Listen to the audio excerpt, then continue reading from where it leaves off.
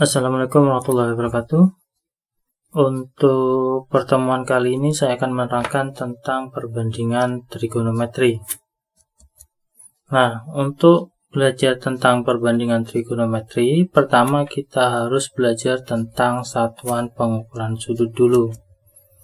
Yang dimaksud sama satuan pengukuran sudut adalah mengubah suatu satuan menjadi satuan yang lain. Kalau pada perbandingan trigonometri, kita mengubah satuan derajat menjadi satuan radian. Contoh, di sini terdapat misalkan 1 derajat. 1 derajat itu setara dengan pi dibagi 180 derajat radian. Atau, kalau mengubah radian ke bentuk derajat, 1 radian itu sama dengan 180 derajat dibagi pi. Pi yang dimaksud di sini adalah 22/7. Contoh, yang pertama, nyatakan 45 derajat ke dalam satuan radian. Caranya gimana? Kita ubah menggunakan yang atas ini.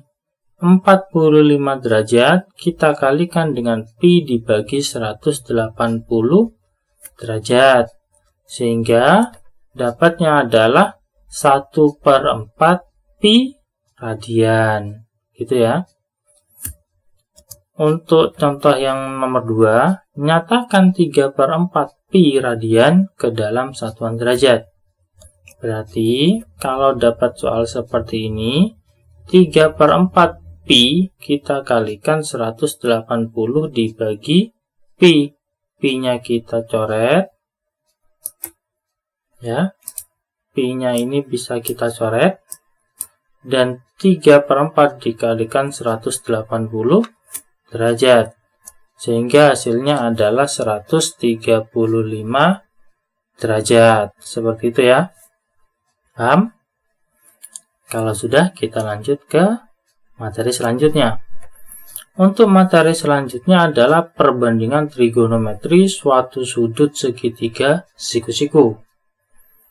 Nah, namanya segitiga siku-siku, misalkan seperti ini. Ini adalah segitiga siku-siku. Ya.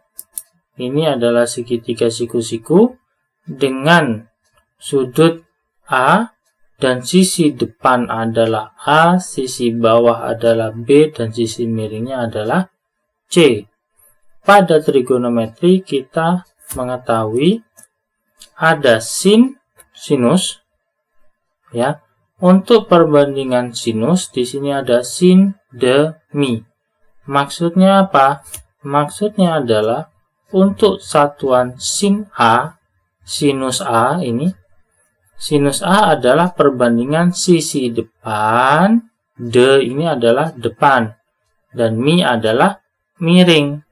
Jadi, perbandingan untuk sinus A adalah sisi depan dibagi sisi miring. Seperti itu ya. Atau A dibagi C. Terus ada cos sami. Yang dimaksud sama cos di sini adalah kosinus. Penulisannya adalah cos ya. Cos sami. Maksudnya gimana? Untuk cos perbandingannya adalah samping dibagi miring. Sa ini melambangkan samping dan mi melambangkan miring. Sehingga cos sami adalah B dibagi C. Atau sisi samping dibagi sisi miring. Seperti itu ya. Terus ada juga tan desa. Maksudnya apa? Tan di sini melambangkan tangan atau ditulis dengan tan. Yang de ini melambangkan depan dan sa melambangkan samping. Berarti perbandingan untuk tan adalah sisi depan dibagi sisi samping atau A dibagi B. Seperti itu. Paham? Nah, selain ada sinus, kosinus, dan tangen, ada juga yang namanya kosekan. Nah, kosekan ini adalah kebalikan dari sinus. Kemudian juga ada sekan Sekan adalah kebalikan dari kosinus. Sedangkan tangen kebalikannya adalah kotangen. Maksudnya kebalikan itu gimana? Nah, tadi untuk sin A didapatkan perbandingan A dibagi C. Karena kebalikannya kosekan atau ditulis kosek, A itu nilainya adalah C per A. Jadi nilainya itu dibalik. Seperti ini ya. Terus kosinus juga sama. Cos A nilainya tadi B dibagi C. Berarti sekan A adalah C dibagi B. Dan tangen juga sama. Tan A adalah A dibagi B. Berarti kot A adalah B dibagi A. Seperti itu ya. Kalau sudah, kita lanjutkan lagi. Contoh. Jika 0 derajat kurang dari A kurang dari 90 derajat, dan tan A sama dengan 5 dibagi akar 11, tentukan nilai. Yang pertama sin A, yang kedua cos A. Nah, kalau dapat seperti ini, caranya gimana? Yang diketahui kita tulis dulu. Tan A sama dengan 5 dibagi akar 11. Ingat, tan D sa. Berarti tan adalah depan dibagi samping. Ya, berarti 5 ini kita taruh di depan dan akar 11 kita taruh di sampingnya. Sudutnya tetap. Nah, sisi miringnya berapa? Sisi miringnya kita belum tahu. Makanya kita tulis sebagai X. Seperti itu ya. Sudah? Nah, kalau sudah paham, kita lanjutkan mencari X-nya. Mencari X gimana? Kita bisa menggunakan rumus Pythagoras. Untuk mencari sisi miring adalah akar dari penjumlahan kuadrat sisi-sisi lainnya. Sehingga X adalah akar 5 kuadrat ditambah akar 11 dikuadratkan. 5 pangkat 2 sama dengan 25. Akar pangkat 2, ini akar 11 dipangkatkan 2, nilainya menjadi 11. Akarnya saja yang hilang. 25 ditambah 11 sama dengan 36. Dan akar 36 adalah 6. Sehingga nilai X-nya atau sisi miringnya adalah 6. Seperti ini ya. Jika sudah, tadi kita disuruh mencari nilai sin. Sin tadi perbandingannya adalah sin D mi. Sin adalah sisi depan dibagi sisi miring. Sehingga nilai sin A adalah 5 dibagi 6. Sisi depannya 5, sisi miringnya 6. Jadi sin A adalah 5 per 6. Seperti itu. Untuk yang kedua, kita disuruh mencari nilai cos. Ingat, cos sa mi. Berarti cos itu samping dibagi miring. Berarti nilai cos A adalah akar 11 dibagi 6. Seperti itu. Paham? Oke, kalau paham kita lanjutkan ke contoh soal yang kedua. Jika diketahui tan A sama dengan akar 3 dan A adalah lancip, maka tentukan nilai sekan kuadrat A ditambah cos kuadrat A. Caranya gimana? Sama seperti tadi, kita tulis dulu yang diketahui. Tan A sama dengan akar 3. Artinya apa? Akar 3 ini bisa kita tulis menjadi akar 3 dibagi 1.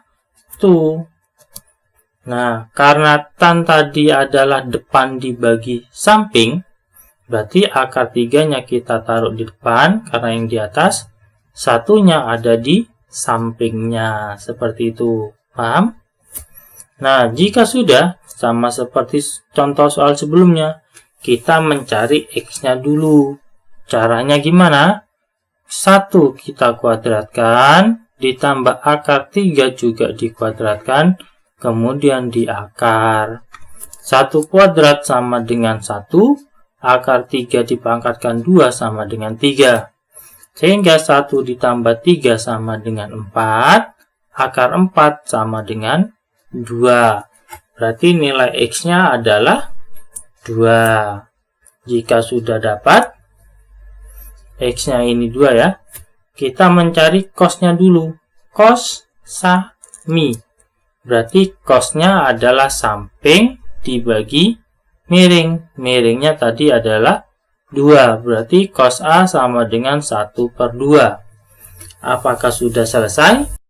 Belum. Karena tadi yang diminta adalah cos kuadrat A. Sehingga cos kuadrat A adalah 1/4. 1/4 dapat dari mana?